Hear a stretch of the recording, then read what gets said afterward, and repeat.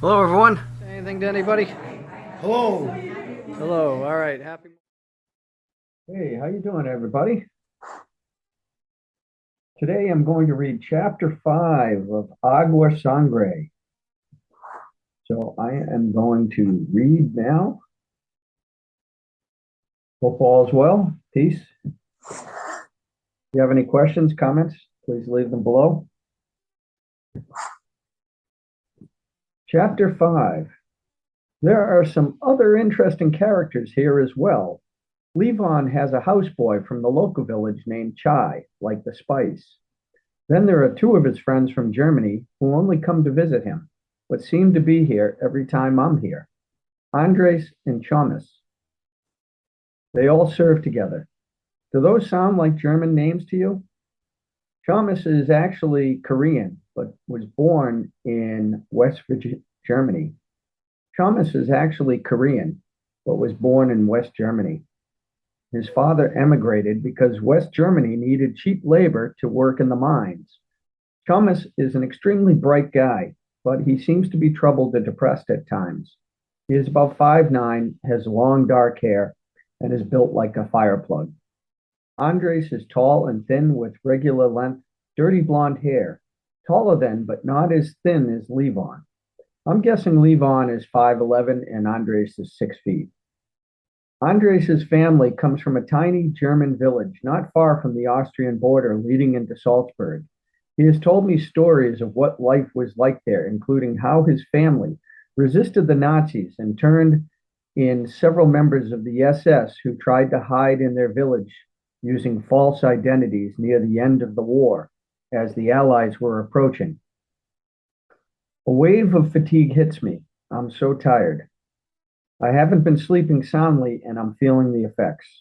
I get irritable when I'm tired or hungry, so I need to get a short nap to recharge my batteries. It is amazing how the brain compartmentalizes information and memories. Sometimes a smell or a song will trigger a long forgotten memory, something that was buried long ago. As I'm napping, someone that used to mean something comes roaring back into focus as Dan Fogelberg enters my head and sings so beautifully. Just for a moment, I was back at school and felt that old familiar pain. And as I turned to make my way back home, the snow turned into rain. I'm always thinking of music, but sometimes I will go long stretches without playing music, and that is why I could never be a professional musician. I love music, but I am not proficient enough because I don't have the interest or drive to practice, practice, practice. I use it more as an expression, an outlet, and a release. I enjoy learning new skills. The 80-20 rule usually applies to most of these efforts. You can usually acquire 80% of a skill in 20% of the learning time, but to gain that additional 20%, to become an expert will require 80% of the time and effort. I am normally bouncing from one challenge to another, so I rarely make the time or have the interest to make it to that elite level. I guess that is the MO, the modus operandi of my life. I've never been satisfied staying on a single path. It is not boredom, but a realization that I have only so many hours on earth to allocate. I have read a lot about statistics and economics, and a popular term they use is the law of diminishing returns. At some point, the expertise or proficiency acquired will require more of an investment than previously invested, thereby yielding less of a return on that investment. At some point, hence my use of the 80-20 rule, your time will probably be best used elsewhere. I will end up being a man of many talents and skills, but a master of few or none. And that is okay with me. A girl I dated years ago told me it was because I was a Gemini. I might find the discussion in astrology to be interesting, but I would not put a lot of weight into it when making important decisions. This girlfriend was not amused when I explained to her that maybe I really wasn't a Gemini. My mother had a C-section, so perhaps I would have been born a month later if they had delivered me naturally. Levon drives what can only be described as a war wagon. It is an open frame truck, similar to a dune buggy that can be quickly modified to be plated with side panels and even with armor. It sits a foot off the ground with a modified exhaust and a custom-made bull bar and can easily traverse the rugged landscape of Mexico, crossing streams, rivers, climbing hills, driving on dirt, sand, or pavement. Rosie sits in the captain's seat with her head out of the roof when it is open. The wind blows her jowls when the car is cruising down the highway. Levon puts sunglasses and a bandana around her head and neck to protect her and give her a cool appearance. He also has a motorcycle and a Mexican Mercedes, which is a VW Beetle, which was converted into an EV, an electric vehicle. I like to ride motorcycles, but I am always cautious. I saw someone get killed in high school. An old woman was coming out of a side street and didn't see a rider cruising down the road who had the right of way. She pulled out too fast, and he had no time to avoid her. The bike impacted the front of the car, and the rider went flying over the hood and had the misfortune of rolling into oncoming traffic and was run over. He didn't make it. I learned right then and there that I preferred driving a car to reduce the consequences of driver error. I have ridden scooters and motorcycles all over the world, and I've had some close calls. I suspect it is just a matter of time, and having no protection around you increases the damage and danger when that day comes. Like most things, it takes me a while to get my legs under me when I haven't done something for a while. But not long after, it is like I never stopped. Riding is like this, and I try not to think about the dangers or I would never ride. If I thought about sharks or the dangers of the ocean, I would never venture out. I suppose I'd stay home in my room and never leave it if I let these fears take control of my life. Levon tells Rosie to jump up into the war wagon ahead of him, then puts her glasses and bandana on, which gets her extremely excited because she knows they will be cruising down the main highway very shortly from now. She looks great, Levon says to himself and gives her a big hug. He climbs in and opens the roof. Rosie jumps up into the captain's chair that mounts in between and above the driver and passenger seats. Levon starts the diesel. It roars to life and growls as it idles. It sounds mean, it looks mean, and if this vehicle was bearing down on you, it would most likely terrify whoever was in its path. The vehicle was more than 10 feet tall and reminded me of the Bigfoot truck in some ways. The main highway, Route 180, aka the Federal Highway, is a two-lane road in many spots, occasionally widening out to 4 lanes where portions of their never-ending construction projects have been completed. The politics and corruption of Mexico are slightly different. Many U.S. citizens actually believe there is no corruption in their government, but Mexicans know it exists here. Some of the people in government will even be honest enough to tell you that it would be stupid not to look out for themselves and their family when possible. That is why they wanted these positions. Regardless of what people choose to believe, it is not so different in either country. If $1 is allocated to a project, by the time it works its way through the inefficiency and corruption of the system, you will be lucky if 5 cents reaches the assigned target of this money. Mexico makes the mistake of not budgeting for this corruption. So when the money is spent, they run out of money before the project is completed and then leave projects half finished all over the place, sometimes for years until the next round of funding can be secured.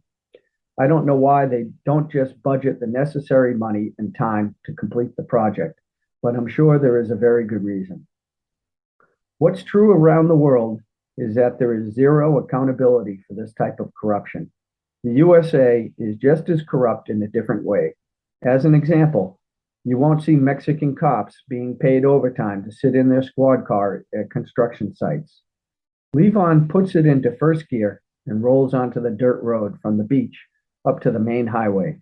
He is in no hurry and turns on some music. He puts on BTO's Taking Care of Business, and Rosie is ready. A half mile down the dirt road, the main highway comes into view, and seeing no one in either direction, he takes a left without slowing and has it through second, third, and into fourth gear in short order, and typically cruises along at 80 to 100 kilometers per hour, which is 45 to 60 miles per hour. The real pain in the arse driving in Mexico is that many drivers are unskilled and undisciplined. Therefore, Mexico installs speed bumps on their roads, which makes getting anywhere a time-consuming chore. It is also one of the top causes of damage to rental cars in Mexico. Speed bumps are often not identified or painted, and those unfamiliar with the area will be cruising along and don't see the speed bump in time. And whammo, especially at night.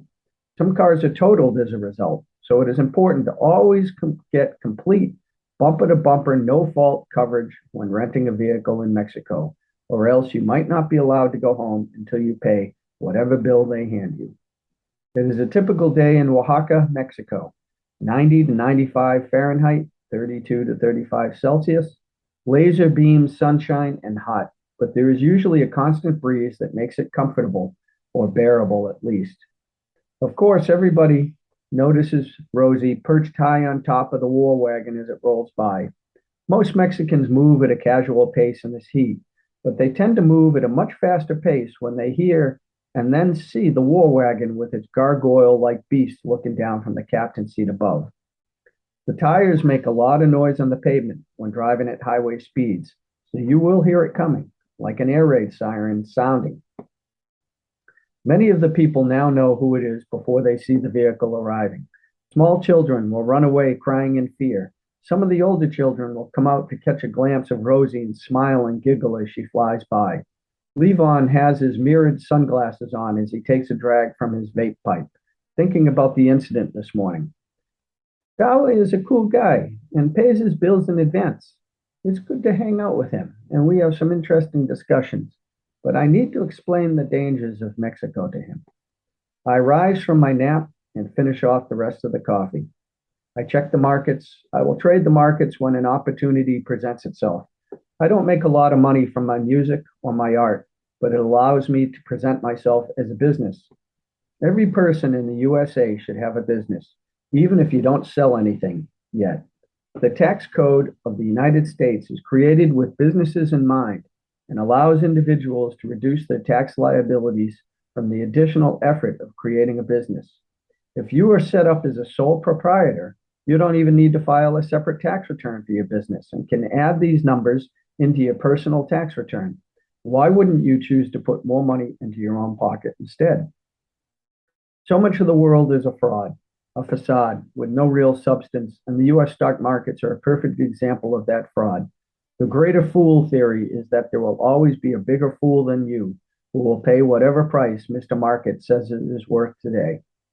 Very few of these investments are worth their valuations, but fundamentals don't matter when everyone wants to get rich and start to believe that their next pick will make $1 million. The system has convinced people it is indestructible, so people buy into it because it beats the alternative, they say to themselves if they've even thought about it. Getting married, having 2.5 children, and purchasing all of the amenities to go with the 5,000 square foot house with a white picket fence in that posh neighborhood, isn't that the American dream? One way to pay for all of this is to have the always rising stock market, regardless of what has to be done to keep it going higher every year. Ponzi schemes fall apart when they do not continue to go higher. I primarily trade out of the money options to reduce the risk and skim enough money to pay my bills. I'm no different than anyone else, I suppose, except I try to minimize my expenses instead of looking for reasons to justify more spending. The proverbial gerbil wheel. Once you get on, you can never get off. People will always tell you it was worth it, whatever path they chose. Does anyone ever say, if I could do it again, I would make a different decision? How are we different than the chimps in the trees if we follow the same path as everyone else and say, that is the way it is, tradition, etc.? I make a couple trades. I sell several put options and pocket just over $1,000, which I get to keep if the price does not drop below the strike price I selected at a specified expiration date. Not a lot of money, but it pays the bills. If I don't get greedy and take additional risk, it almost always plays out as expected. I'm getting a little irritable, and I check the clock and it is approaching 12 noon. I'm not in the mood to prepare anything, so I decide to eat out. It's relatively inexpensive to eat out here. There's a woman named Consuelo who has a few tables and chairs under a palapa on the beach. The sun is at its full power now, so I don my safari hat and sunglasses. The dirt kicks up as I walk along, and I think I can hear my skin sizzling in the sun. It isn't very far, but it is good to get back into the shade. You never see Consuelo if you're walking by on the beach. She's hidden away in a hut made of bamboo and palm leaves. I usually go to the open door and say, "Hola, buenas tardes," and then rattle off what I'd like to eat. If you know what you want, you must be specific, or else you get whatever is available that day. This village is off-grid, so they don't have lots of options that require refrigeration. If they don't have what you requested and can't use their scooter to go and get it from someone else, they'll tell you no. I order huevos mexicano sin picante, which is scrambled eggs with onion and tomato without hot peppers. I request refried beans, avocado, soft tortillas, and black coffee. I'm a regular at this point, so they know what I am probably going to order. She always has her 2 kids with her. I'm not sure kids go to school here. Her boy is 12 and he usually brings me the coffee, and her 15-year-old daughter brings me the meal when it is ready. I finish the meal with a freshly cut coconut. Consuelo chops off the top and bottom with a machete and then makes a hole and pops in a reusable straw made of bamboo. After I drink the juice, she cuts the coconut in half and brings me a spoon that I use to dig out the meat. This serves as my dessert, and this simple meal usually fills me for most of the rest of the day. They make an excellent fried fish, but today is not a special occasion, so I stick with my 80-20 rule of not eating an animal 80% of the time. I don't consider eating eggs as eating an animal, although I suppose someone could make that argument. Maybe some folks will not understand.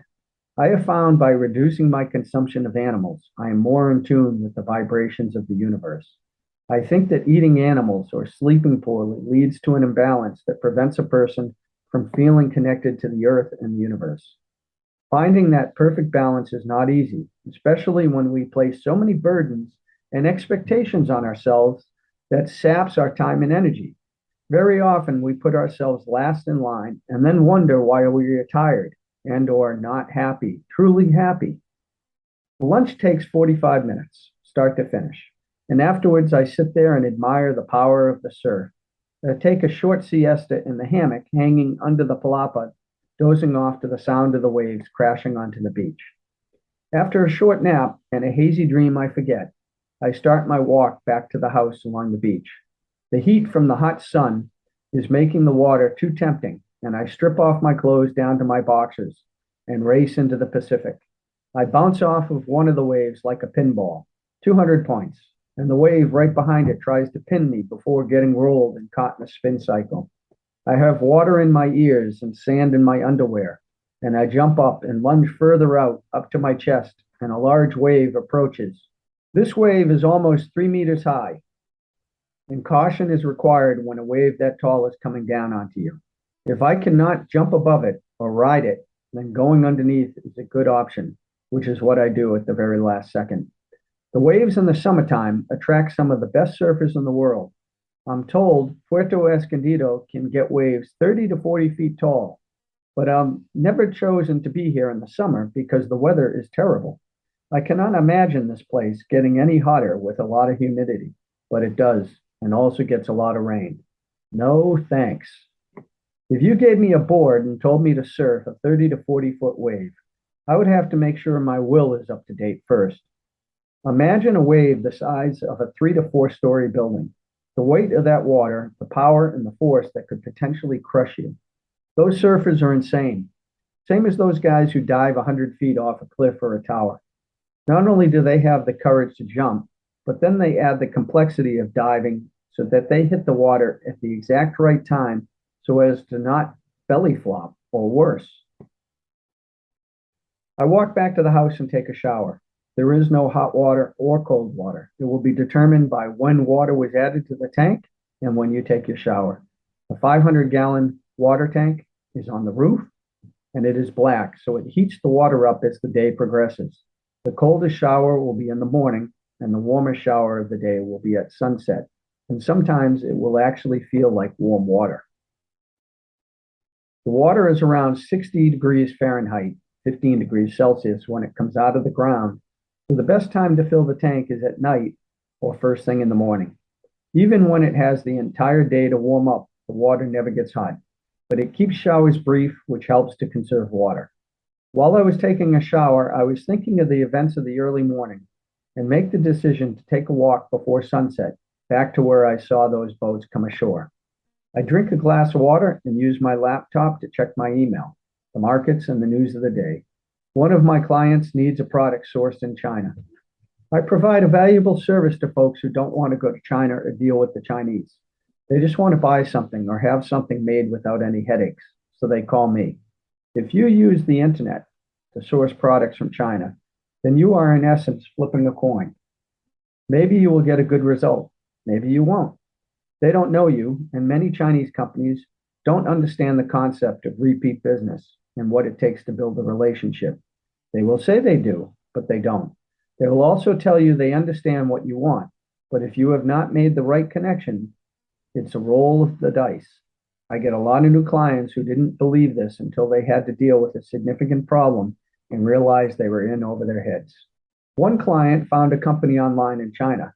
He sent them his specs and drawings, and the Chinese sent him prototypes to review with a quote. He was impressed how well they were made for that price, and he released a large production order. Chinese companies typically require payment in advance when you place an order. If they ship you a box of rocks, what is your recourse? Who are you going to call? I guess you could try Ghostbusters.